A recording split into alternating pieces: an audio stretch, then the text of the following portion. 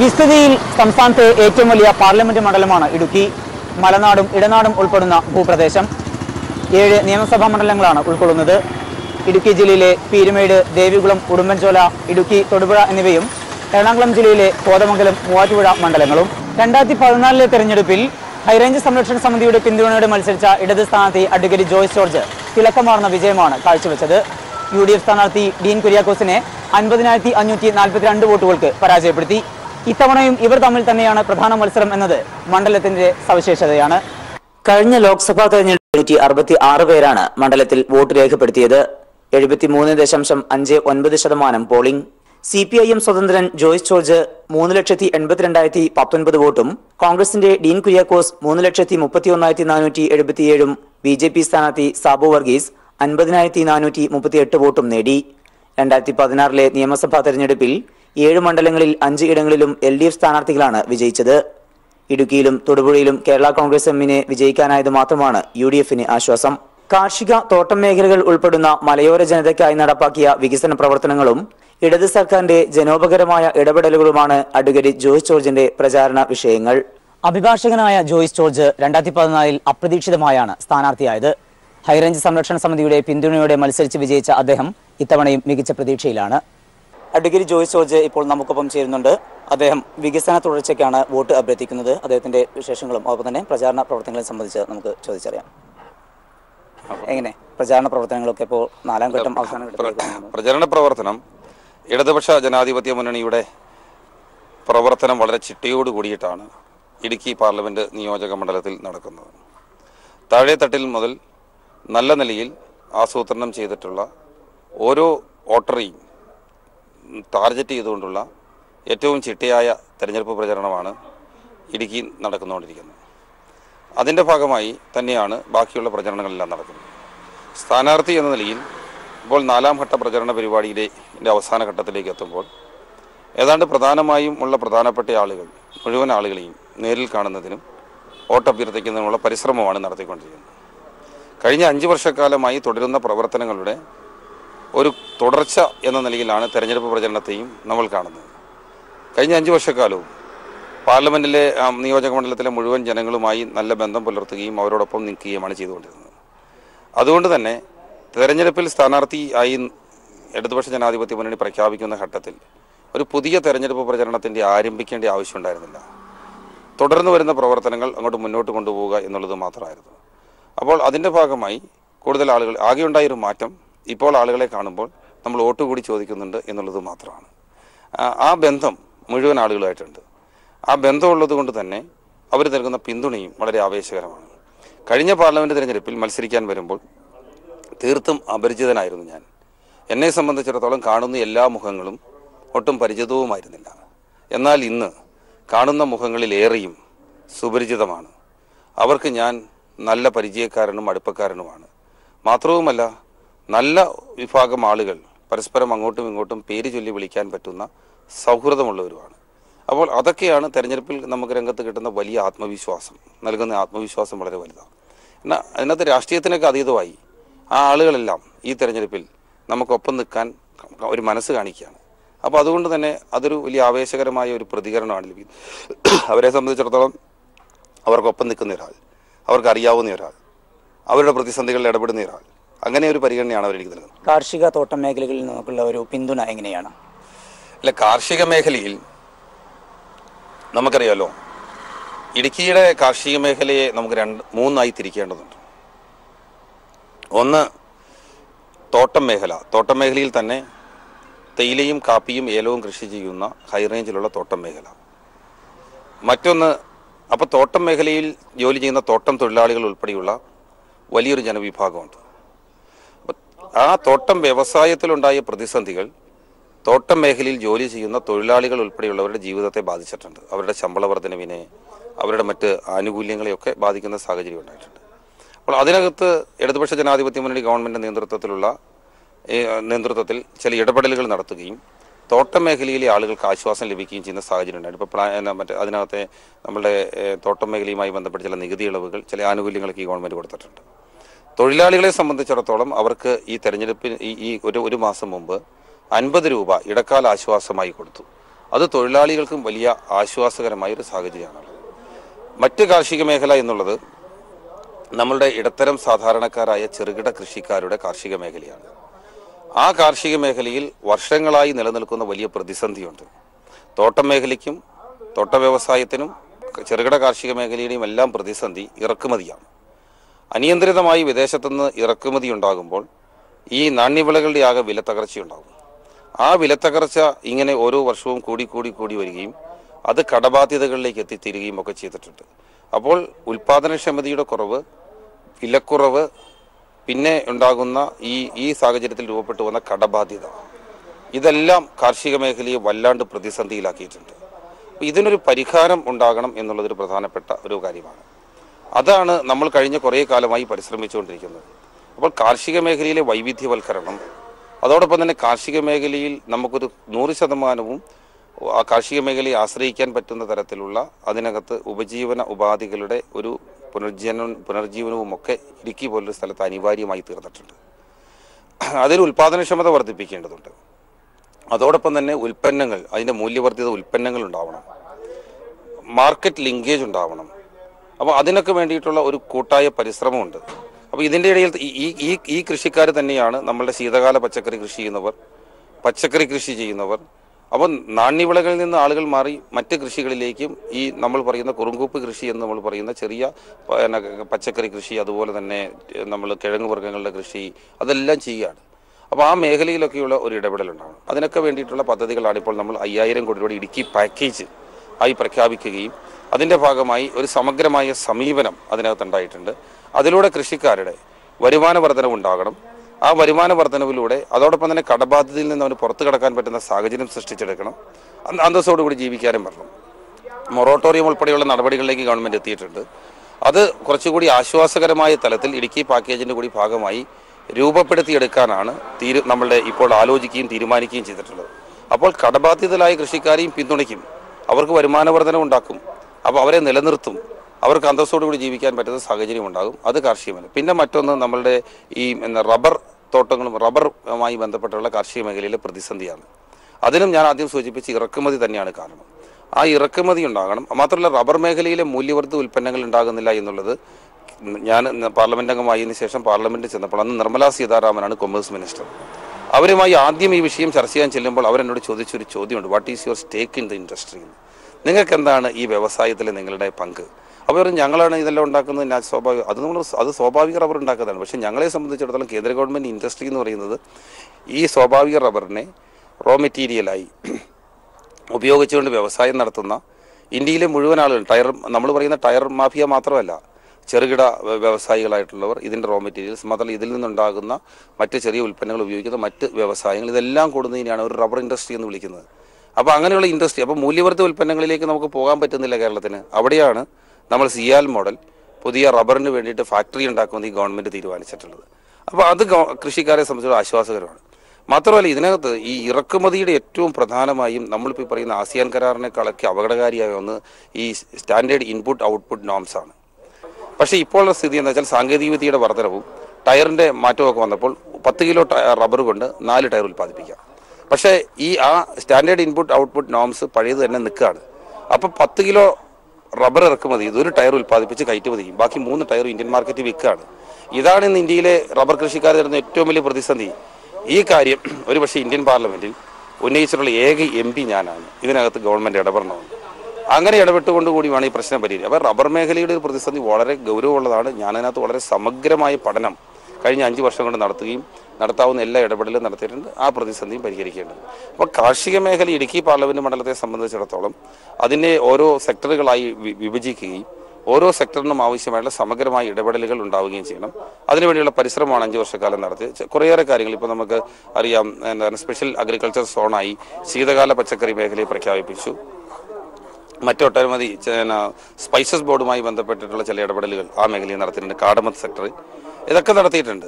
പക്ഷേ ഇപ്പോൾ ഇടുക്കി പാക്കേജ് കൂടി വരുന്നതോടുകൂടി അത് സമഗ്രമാകും. അതിലൂടെ കൃഷിക്കാരുടെ പ്രശ്നം പരിഹരിക്കും. കസ്തൂരംഗൻ റിപ്പോർട്ടുമായി ബന്ധപ്പെട്ട വലിയ ആശങ്ക നിലനിന്ന ഒരു ജില്ല കൂടിയാണ്, ഒരു മണ്ഡലം കൂടിയാണ്. അതിൽ ആ ഒരു ആശങ്ക പരിഹരിക്കുന്നതിന് നിരവധി തവണ പാർലമെന്റിൽ ഇടപെട്ട വ്യക്തിയാണല്ലോ. അതുമായി ബന്ധപ്പെട്ട കസ്തൂരംഗൻ റിപ്പോർട്ട് UPA ഗവൺമെന്റ് മനഃപൂർവ്വം ബോധപൂർവം കൊണ്ടുവന്നതാണ്.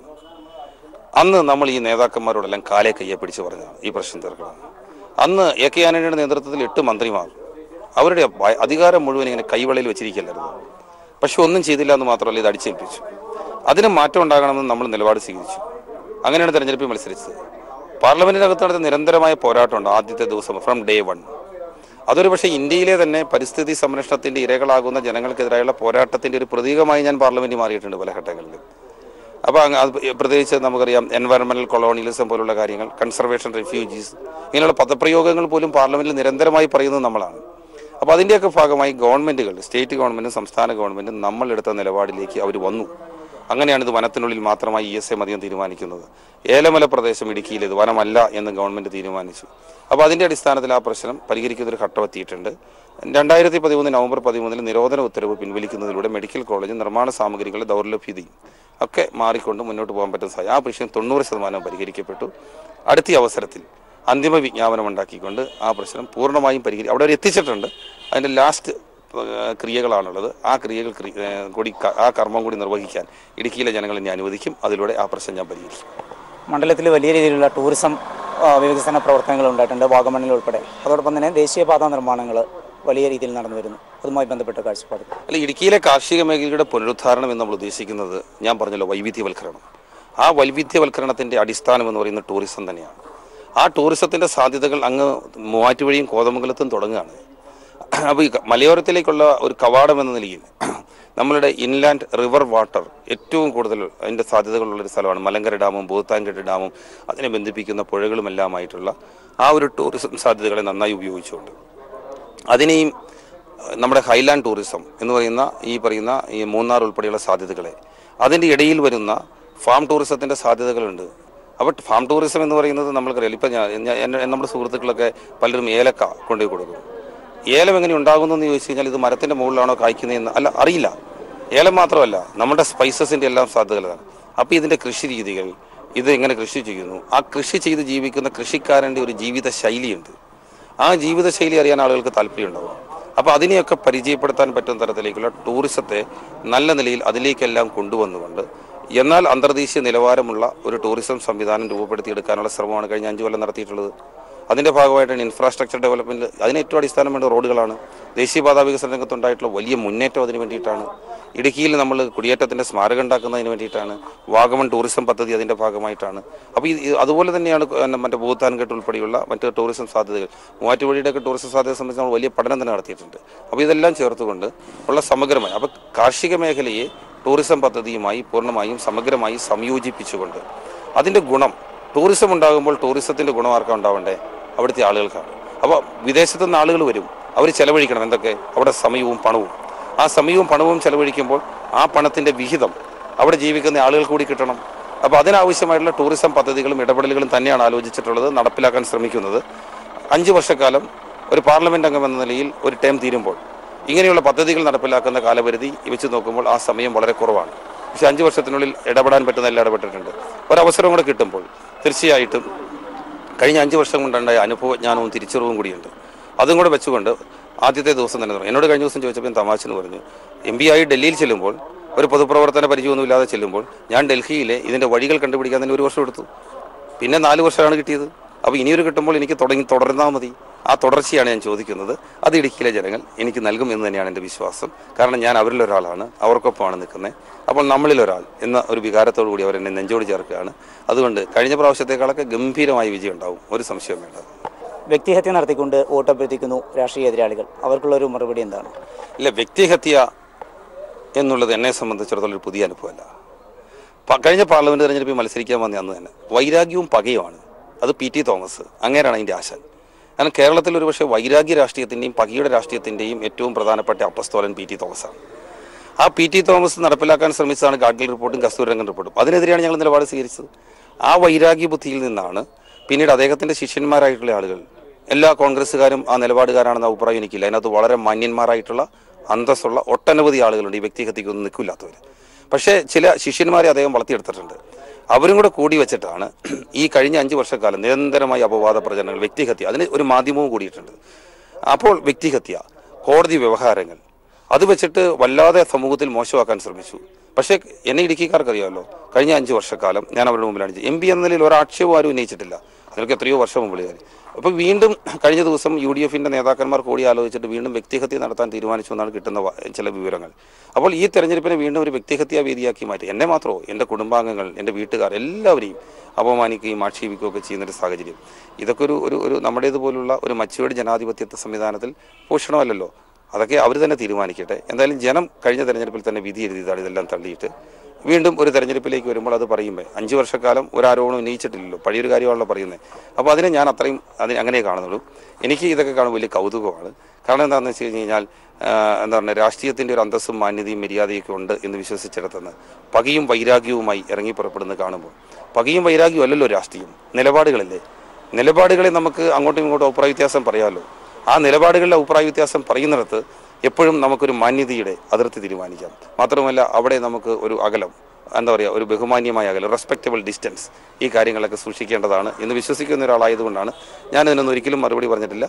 അതുകൊണ്ട് തന്നെ നിങ്ങൾ ചോദിച്ച ചോദ്യങ്ങൾക്കൊന്നും അങ്ങനെ മറുപടി ഇട്ട് പറയുന്നുമില്ല. പക്ഷേ ഇതൊരു യാഥാർത്ഥ്യമാണ്. അതേസമയം UDF-നും അനുകൂല ഘടകങ്ങളുണ്ട്. തോറ്റ സ്ഥാനാർത്ഥിയോടുള്ള അനുകമ്പ വോട്ടാകുമെന്ന് ഡീൻ പ്രതീക്ഷിക്കുന്നു. AI ഗ്രൂപ്പുകൾ തമ്മിൽ വലിയ അകൽച്ചയില്ലാത്തതും അനുകൂലം. സ്ഥാനാർത്ഥിത്വം മോഹിച്ച് ഒടുവിൽ അവഹേളിക്കപ്പെട്ട് മടങ്ങിയ PJ ജോസഫിനെ മണ്ഡലത്തിന്റെ പ്രചാരണ ചുമതല ഏൽപ്പിച്ചതും ബുദ്ധിപൂർവമുള്ള നീക്കമായി. ഇടുക്കിയിൽ മത്സരിക്കണമെങ്കിൽ കൈപ്പത്തി ചിഹ്നത്തിലായിരിക്കണമെന്ന് പറഞ്ഞ കോൺഗ്രസ് സംസ്ഥാന നേതൃത്വത്തോട് ഇടഞ്ഞ PJ ജോസഫിനെ തന്ത്രപൂർവ്വം കുടുക്കിയിട്ടത് ഇനിയൊരു ഇഴച്ചിൽ ഒഴിവാക്കാനാണ്. വിദ്യാർത്ഥി രാഷ്ട്രീയത്തിൽ നിന്ന് സജീവ രാഷ്ട്രീയത്തിലെത്തിയ വ്യക്തിയാണ് ഡീൻ കുര്യാക്കോസ്. 2013 മുതൽ യൂത്ത് കോൺഗ്രസ് സംസ്ഥാന പ്രസിഡന്റായ അദ്ദേഹം അഭിഭാഷകൻ കൂടിയാണ്. നമുക്കൊപ്പം അഡ്വക്കേറ്റ് ഡീൻ കുര്യാക്കോസ് ചേരുന്നുണ്ട്. പ്രചാരണ പ്രവർത്തനങ്ങൾ എങ്ങനെയാണ് പുരോഗമിക്കുന്നത്? പ്രചരണ പ്രവർത്തനങ്ങൾ വളരെ ആവേശപൂർവ്വം മുൻപോട്ട് പോവുകയാണ്. ഇപ്പോൾ സ്ഥാനാർത്ഥിയുടെ പര്യടനം, അതായത് വോട്ടർമാരെ കൂടുതൽ ആളുകളെ നേരിട്ട് കാണുക എന്നുള്ളതാണ്. ഞാൻ പരമാവധി ആളുകളെ നേരിട്ട് കാണാൻ ശ്രമിക്കുകയാണ്. ഈ പാർലമെന്റ് മണ്ഡലം വിശാലമായ ഒരു മണ്ഡലമാണ്, എല്ലാവർക്കും അറിയാവുന്ന പോലെ. നമുക്ക് ഒരു നിശ്ചിത ശതമാനം ആളുകളെ മാത്രമേ നേരിട്ട് കണ്ട് വോട്ടഭ്യർത്ഥിക്കാനുള്ള അവസരമുള്ളൂ. അപ്പോൾ പരമാവധി ആളുകളെ നേരിട്ട് കാണാൻ വേണ്ടി പരമാവധി ശ്രമിക്കുന്നു. വളരെ പോസിറ്റീവായ പ്രതികരണമാണ് എല്ലായിടത്തും ലഭിക്കുന്നത്. എന്തൊക്കെയാണ് പ്രധാനപ്പെട്ട പ്രചാരണ ആയുധങ്ങൾ?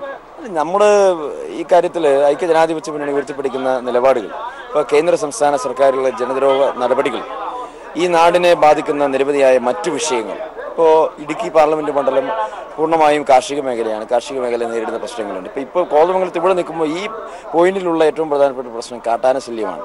ഈ കോതമംഗലം മുതൽ അങ്ങ് ഇടുക്കി പാർലമെന്റിന്റെ ജില്ലയിലെ മറ്റ് പ്രദേശങ്ങളിൽ ഉൾപ്പെടെ എല്ലാ സ്ഥലങ്ങളിലും കാട്ടാന ശല്യം ഇപ്പോഴും നിലനിൽക്കുകയാണ്. കഴിഞ്ഞ 5 വർഷക്കാലമായി ചർച്ച ചെയ്തുകൊണ്ടിരിക്കുന്ന ഒരു പ്രശ്നം തന്നെയാണ്.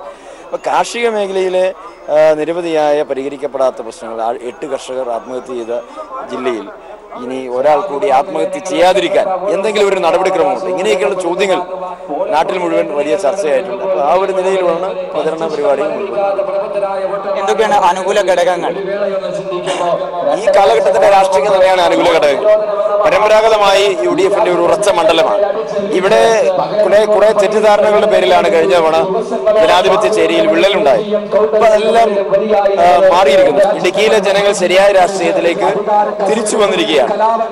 തെറ്റിദ്ധാരണകൾ പറഞ്ഞു പടർത്തിയ ആളുകൾ ഇന്ന് കുറ്റക്കാരായി മാറി നിൽക്കുകയാണ്. 5 വർഷക്കാലം അവർ പാഴാക്കി. അവർക്ക് അനുവദിച്ച സമയം, ഇപ്പൊ കസ്തൂരിരംഗ റിപ്പോർട്ടിലെ ഒരു അന്തിമ വിജ്ഞാപനം പോലും 5 വർഷം സമയം എടുത്തിട്ട് പോലും പ്രഖ്യാപിക്കാൻ കഴിഞ്ഞിട്ടില്ല. അപ്പൊ ഇങ്ങനെയൊക്കെയുള്ള ഒരുപാട് വിഷയങ്ങളുണ്ട്. അപ്പോൾ ശരിയായ രാഷ്ട്രീയം ജനങ്ങൾ വിലയിരുത്തും. എടുത്തു കാണിക്കാൻ NDAയും മണ്ഡലത്തിൽ സജീവമാണ്. BDJS പ്രതിനിധി ബിജു കൃഷ്ണനാണ് NDAയുടെ സ്ഥാനാർത്ഥി. ജനാധിപത്യ സംരക്ഷണ സമിതിയുടെ ഇടുക്കി ജില്ലാ പ്രസിഡന്റായിരുന്ന അദ്ദേഹം അടുത്തിടെയാണ് BDJS-ന്റെ ഭാഗമായത്. നമുക്കൊപ്പം NDA സ്ഥാനാർത്ഥി ബിജു കൃഷ്ണൻ ചേരുന്നുണ്ട്. എതിരാളികൾ രണ്ടുപേരും നേരത്തെ ഇതേ മണ്ഡലത്തിൽ മത്സരിച്ച വ്യക്തികളാണ്. ബിജു കൃഷ്ണൻ ആദ്യമായിട്ടാണ് ഈ മണ്ഡലത്തിൽ ലോക്സഭയിലേക്ക് തന്നെ മത്സരിക്കുന്നത്. എങ്ങനെയാണ് പ്രചാരണ പ്രവർത്തനങ്ങൾ മുന്നോട്ട് പോകുന്നത്? NDA സ്ഥാനാർത്ഥിയായിട്ടുള്ള എൻ്റെ പ്രചരണ പ്രവർത്തനങ്ങൾ വളരെ സജീവമായിട്ട് മുന്നോട്ട് പോയിക്കൊണ്ടിരിക്കുകയാണ്. ജനങ്ങളിൽ നിന്നും വലിയ സ്വീകരണമാണ് ലഭിച്ചു വരുന്നത്. പ്രധാനപ്പെട്ട പ്രചാരണ വിഷയങ്ങൾ എന്തൊക്കെയാണ്? കാർഷിക മേഖലയുടെ വിലത്തകർച്ചയാണ് പ്രധാനപ്പെട്ട പ്രചരണ വിഷയം. അതുപോലെ തന്നെ ശബരിമലയുടെ പൂങ്കാവനമായിട്ട് അറിയപ്പെടുന്ന സ്ഥലം കൂടിയാണ് ഇടുക്കി മണ്ഡലം. അപ്പോൾ വിശ്വാസികളുടെ ആചാരങ്ങളെയും അനുഷ്ഠാനങ്ങളെയും സംസ്കാരത്തെയും എല്ലാം സംരക്ഷിക്കപ്പെടേണ്ട ആവശ്യകത ഉയർന്നു വന്നിട്ടുണ്ട്. അതിൽ വിശ്വാസികളുടെ ഹൃദയവേദനകൾ ഉയർന്നു വന്ന ഒരു സാഹചര്യമാണ് നമ്മുടെ സംസ്ഥാനത്ത് ഉണ്ടായിട്ടുള്ളത്. അത്തരമൊരു വിഷയത്തിൽ ജനങ്ങൾക്ക് വലിയ പ്രതിഷേധമുണ്ട്. അപ്പം അത്തരം വിഷയങ്ങളും വിശ്വാസ സംരക്ഷണത്തിൻ്റെതായിട്ടുള്ള പ്രശ്നങ്ങൾ ഉയർത്തിക്കാണിച്ച് പ്രചരണം നടത്തുന്നുണ്ട്. അതുപോലെ തന്നെ നരേന്ദ്രമോദി ഗവൺമെൻറ്റിൻ്റെ ജനോപകാരപ്രദമായിട്ടുള്ള പദ്ധതികൾ താഴെത്തട്ടിൽ വരെ എത്തിച്ചേർന്നതിൻ്റെ ഗുണഫലവും ഈ തെരഞ്ഞെടുപ്പിൽ പ്രതിഫലിക്കുന്നതാണ്. കഴിഞ്ഞ തവണത്തേക്കാൾ കൂടുതൽ വോട്ട് ഇത്തവണ NDA സ്ഥാനാർത്ഥി നേടും എന്നുള്ളൊരു പ്രതീക്ഷയാണ് ഉള്ളത്. തീർച്ചയായിട്ടും കഴിഞ്ഞ തവണത്തെ സാഹചര്യമല്ല ഇപ്പോഴുള്ളത്. കഴിഞ്ഞ ലോക്സഭാ തെരഞ്ഞെടുപ്പിന് ശേഷം BDJS അടക്കമുള്ള കക്ഷികൾ BJPയുമായി സഹകരിച്ച് NDA മുന്നണി വിപുലീകരിക്കപ്പെട്ടിട്ടുണ്ട്. അതുപോലെ തന്നെ AIADMK അടക്കമുള്ള സഖ്യകക്ഷികൾ ഈ മുന്നണിയിലേക്ക് വന്നിട്ടുള്ളത് തെരഞ്ഞെടുപ്പിൽ കൂടുതൽ വോട്ടുകൾ നേടാൻ സഹായകരമാകുന്നതാണ്. എന്തൊക്കെയാണ് പ്രധാനപ്പെട്ട ഒരു പ്രതീക്ഷകൾക്ക് ഇടയാക്കുന്ന സാഹചര്യം? അതായത് എന്തൊക്കെയാണ് അനുകൂല ഘടകങ്ങൾ? പ്രധാനമായിട്ടും കർഷകരുടെ കണ്ണീരൊപ്പുവാൻ സംസ്ഥാന സർക്കാരിന് കഴിയാത്ത ഒരു സാഹചര്യമുണ്ട്. കർഷകർക്ക് നല്ല വില ലഭിക്കാത്ത പ്രശ്നങ്ങളും കടക്കെണിയിൽ അകപ്പെട്ട കർഷകർക്ക് ആത്മഹത്യ ചെയ്യേണ്ട സ്ഥിതിവിശേഷം നമ്മുടെ മണ്ഡലത്തിൽ സംജാതമായിട്ടുണ്ട്. 1977 രൂപീകൃതമായ മണ്ഡലത്തിൽ 7 തവണ UDFും 4 തവണ LDFും വിജയിച്ചു. മലയോര ജനത ഇത്തവണയും ഇടതിന് നെഞ്ചേറ്റുമോ? കാറ്റ് മാറി വീശുമോ? നമുക്ക് കാത്തിരുന്ന് കാണാം. ഇടുക്കിയിൽ നിന്ന് ദിലീപ് ഗോപിക്കൊപ്പം സമീർ വഴങ്ങോട്.